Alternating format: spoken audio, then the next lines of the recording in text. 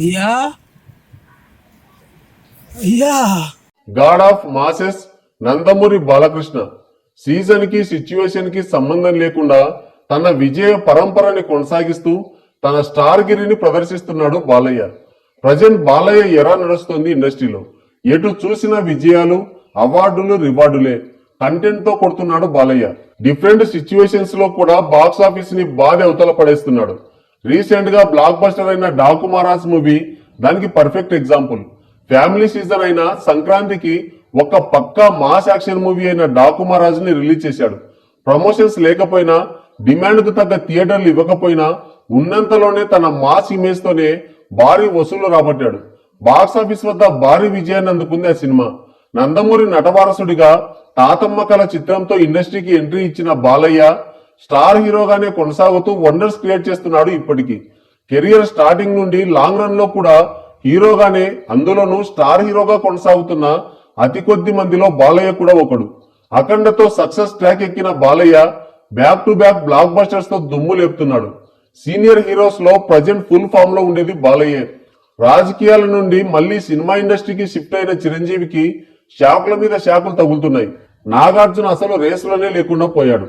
ఇక వెంకీ మామ మొన్న సంక్రాంతికి ఎలాగోలా గడ్డున పడ్డాడు. సో ఎటు చూసినా స్టార్ రేస్ లో ముందున్నాడు బాలయ్య. రీసెంట్ టైమ్స్ లో ఆయన నటించిన ప్రతి సినిమా సూపర్ డూపర్ హిట్ అయిపోతుంది. విడుదలైన ప్రతి సినిమా 150 కోట్ల క్లబ్ లో జాయిన్ అయింది. డాకు మహారాజ్ మూవీ 200 కోట్ల క్లబ్ కి జస్ట్ మిస్ అయింది. ఆ సినిమా లాంగ్ రన్ లో 193 కోట్ల గ్రాస్ కలెక్షన్స్ రాబట్టింది. ఆయన ఊపు ఎలా ఉందంటే బాలయ్య సినిమాకి పోటీగా యంగ్ హీరోల సినిమాలు రిలీజ్ చేయాలన్నా జంకుతున్నారు. ఆయన యాక్టింగ్ కి, స్క్రీన్ ప్రజెన్స్ కి ఇప్పటి యూత్ సైతం ఫిదా అయిపోతుంది. రోజు రోజుకి బాలయ్య క్రేజ్ విపరీతంగా పెరిగిపోతుంది. బాలయ్య నటిస్తున్న ప్రతి సినిమా అప్డేట్ కోసం ఆడియన్స్ చాలా ఈగర్ గా వెయిట్ చేస్తున్నారు. బాలయ్య తన సినీ కెరియర్ లో black busters, industry hits, cult classic సినిమాలు ఎన్నో ఇచ్చాడు. ఆయన టచ్ చేయని జానరే లేదు. ఆయన సెట్ చేయని ట్రెండ్ లేదు. బాలయ్య బద్దలు కొట్టని రికార్డులు లేవు. కానీ 60+ ఏజ్ లో కూడా వరుస పెట్టి సినిమాలు చేస్తూ వరుస బ్లాక్ బస్టర్స్ ఇస్తున్నాడు. అదిగాక ప్రతి సినిమా సునాయాసంగా 100-150 కోట్ల క్లబ్ లో చేరిపోతుంది. ఆయన సినిమాకి కమిట్ అయితే చాలు మినిమం 100 కోట్లు కన్ఫర్మ్. ఇప్పుడు ఇదే మన ట్రేడ్ పండితులు సైతం ఉక్కిరి బిక్కిరి చేస్తుంది. ప్రజెంట్ బాలయ్య సీజన్ నడుస్తుంది ఇండస్ట్రీలో. ఫిలిం ఇండస్ట్రీలో ఆయన క్రేజ్ రోజు రోజుకి పెరుగుతుంది. ఆయన ఏ ఫీల్డ్ లో ఉన్నా, ఎంటర్ అయినా సిక్సర్ బాగేస్తున్నాడు. బుల్లితెర, వెండితెర, రాజకీయం ఇలా ఎక్కడ చూసినా విజయ దుందుబి మోగిస్తూనే ఉన్నాడు. ఆయన ఇమేజ్, స్టార్డమ్ కూడా నెక్స్ట్ లెవెల్లో ఉంది. అయితే ఇదంతా ఇప్పుడు కొత్తగా సోషల్ మీడియా అందుబాటులోకి వస్తున్న కాలంలో బాలయ్యని భయంకరంగా ట్రోల్ చేశారు. పిఆర్ టీంలను పెట్టి తన వాల్యూని పడగొట్టే విధంగా ఇష్టం వచ్చినట్లు ట్రోల్ చేయించారు. కొన్ని సంవత్సరాల పాటు ఆయన పైన ఈ ట్రోలింగ్ దాడి జరిగింది. విజయేంద్ర వర్మ, పల్నాటి బ్రహ్మనాయుడు ఇంకా కొన్ని సినిమాల్లోని సీన్స్ ని, యాక్షన్ సీన్స్ ని, ఎమోషనల్ సీన్స్ ని భయంకరంగా ట్రోల్ చేశారు.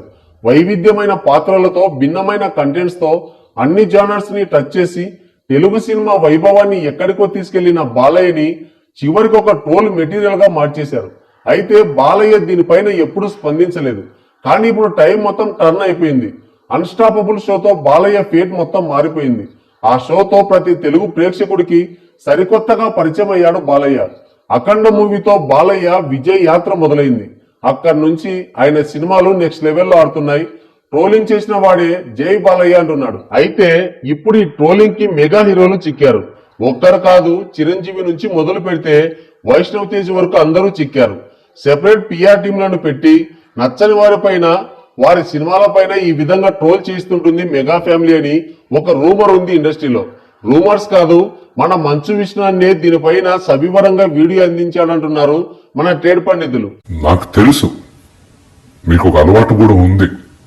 ఇప్పుడు మీ గురించి ఏమైనా మాట్లాడితే, లేకపోతే మీ ఫ్యామిలీ గురించి ఏమైనా మాట్లాడితే నా ఫోన్ నంబరు, మా ఫ్యామిలీలో ఉన్న వాళ్ళందరి ఫోన్ నంబర్లు మీరు మీ ఫ్యాన్స్ అందరికి ఇచ్చి ఫోన్ చేసి అమ్మా బూతులు తిట్టండి, ఇంకా ఆడుకోండి అనే అలవాటు ఉంది. మీరు ఇవ్వచ్చు, వాళ్ళందరికీ ఏం అభ్యంతరం లేదు. మీకు అలవాటు కూడా ఉంది. ఏం దీనికి ముందు రాజశేఖర్ గారు, జీవిత గారు ఏదో ఊర్లో నుంచి ప్రయాణం చేస్తున్నప్పుడు వాళ్ళ పక్కన 2 ఆడపిల్లలు ఉన్నారు వాళ్ళ బండిలో అని కూడా ఆలోచించకుండా కొంతమంది 10 మంది మీ ఫ్యాన్స్ ని పంపించి వాడిని కొట్టమని పంపించారు మీరు. టీవీలో బహిరంగంగా వాళ్ళే షూట్ చేసి ఇచ్చారు. మిమ్మల్ని అడిగితే వాళ్ళు ఎవరో నాకు తెలుసు, అన్రిజిస్టర్డ్ ఫ్యాన్స్. రిజిస్టర్డ్ ఫ్యాన్స్ ఏంటో అన్రిజిస్టర్డ్ ఫ్యాన్స్ ఏంటో కూడా నాకు అర్థం తెలియదు. అంత మేధస్ నాకు లేదు. ఇది మీరు నాకు చేయొచ్చు. అందుకే కర్మ will returns back.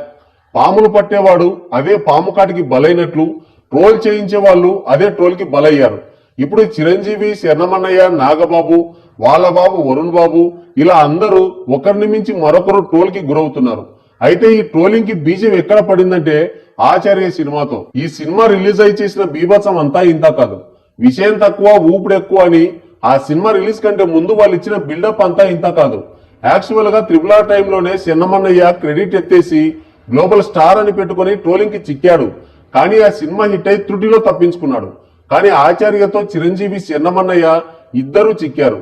Acharya release కంటే ముందే స్టోరీ, స్క్రీన్ ప్లే, అలాగే art direction, cameraman, stunt man అంతా మేమే అని చెప్పి సినిమా షెడ్కి వెళ్ళగానే మాకేం సంబంధం లేదు, అంతా కొరటాలదే తప్పని కొరటాలన్నయ్య నెత్తిన నూకి తప్పించుకునే ప్రయత్నం చేశారు.